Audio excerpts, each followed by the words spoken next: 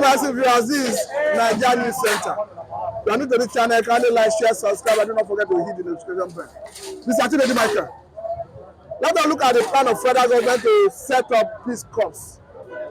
This is in response to kidnapping that is ravaging schools in the north. We understand that the students that were kidnapped in Kaduna State, about 107 of them were rescued from Zamfara, according to federal government and Nigerian army. So how did you view the decision of government to set up that safety corps? Of course, that's corruption. They want to plant another means of looting the national treasury. That's what it means.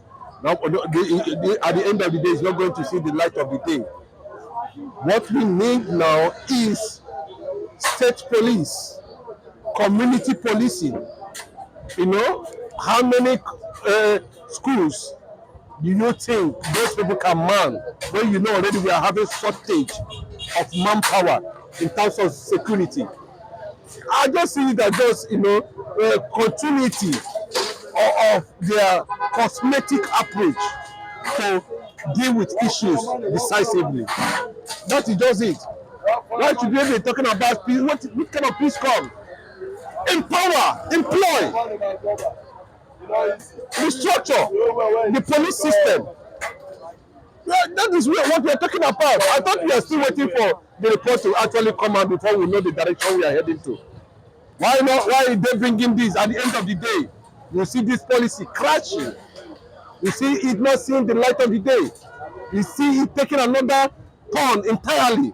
You see people, Nigerians, ministers, governors, using it as a pipe to loot at the end of the day.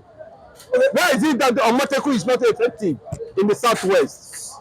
Can you say Omoteku is effective in the southwest? It is not. It is still the same thing we're talking about. This is just another plan, another pipe to loot billions of naira at the end of the day. Okay, let us marry this with the statement that came from Shegumi, who faulted federal government claim about list of those who sponsor terrorism in Nigeria. According to Shegumi, he said those bandits, criminals, Iswa, Boko Haram, name it, that they sponsor their activities through the ransom they get. How do you view this? Of course, now whichever way, we know that at the end of the day, something might have exchanged on. Even though the government might not want to come out and say that this kidnapping attack on the people of Kaduna or children in that school, was not intentional. It was intentional. It was an intentional attack, and the aim was to, make sure that the people who are behind it line up their pockets with billions of dollars or billions of naira at the end of the day. So, Sheikh Gumi should be the one, that should be declared a terrorist, not Simon Ekpa. So the fact still remains that Sheikh Gumi, over the years, we need to understand his relationship with these bandits, Boko Haram, ISIS, Al-Qaeda, name them. But when he says Sheikh Gumi should be the one to be declared a terrorist, not Simon Ekpa, why? What gives you the impression? What is your reason? Over 300,000 Nigerians has lost their lives in the last 10 years or thereabout of APC-led administration. The Sheikh Gumi have not been indicted. That's what I'm telling you. That his antecedents, the way he does his things, his moves. Why is he telling the federal government to negotiate if there's no interest? That statement alone is going to put something inside his pocket. Running to billions of naira.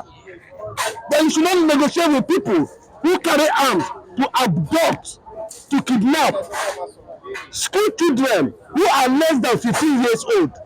What are you talking about? It tells you that it has become, a cartel. It is another way of, putting something at the back of their pocket. It's another way. That's what people are saying, that, he's saying that government paid the ransom. Government is saying, no, we did not pay ransom. These are partners, in crime. They know what they are doing. They know how to go about it. They know who to call in the government. So how come that these children were seamlessly, released, about 137 of them? And when they were kidnapped seamlessly. And when they were coming out, when they were being released, everybody was shouting. You can feel the visibility. You can see them. They are coming and they say that they kidnapped them. But when they were being taken away from that particular school, we did not see such jamboree. There is supposed seamless ease with which they were released. Don't you think it's as a result of the expertise? Don't you think it's as a result of the expertise of our Nigerian military? Who told you that? Who told you that the military, that for how many decades now, the Nigerian military have not been able to defeat Boko Haram? They have not been able to defeat it. So what are you talking about? Under Boko Haram. So what gives you the impression that actually the military were behind the release of those girls? It is money. The something has happened. How did the news of their release? Are you happy? How did it come to you? The government that felt in their responsibility. They should also bear the consequences of that failure. I'm looking at on behalf of the students who regain freedom. Are you happy for their freedom? Whichever way, either by hook or crook, they have gained their freedom. Are you happy that that is the first badge. I agree with the first badge. The second badge, that's what Gumi is telling them now. What do we do with the second badge? They say, no, something is going to come in. That's what they are calling for his arrest. Why is it that anytime they come closer to him, we see certain people, we see kidnappers and victims of kidnap being released? Why is it that anytime there's something like this, Gumi will be the first person to come out and speak on behalf of them? And the government is not there to call them terrorists. Why singling out Simon Ekpa, who both of us know that he has no arms? It's the same way he's lying. It's the same way Tinubu government is lying. You mean Simon Ekpa is lying? Of course, no. When you say somebody is talking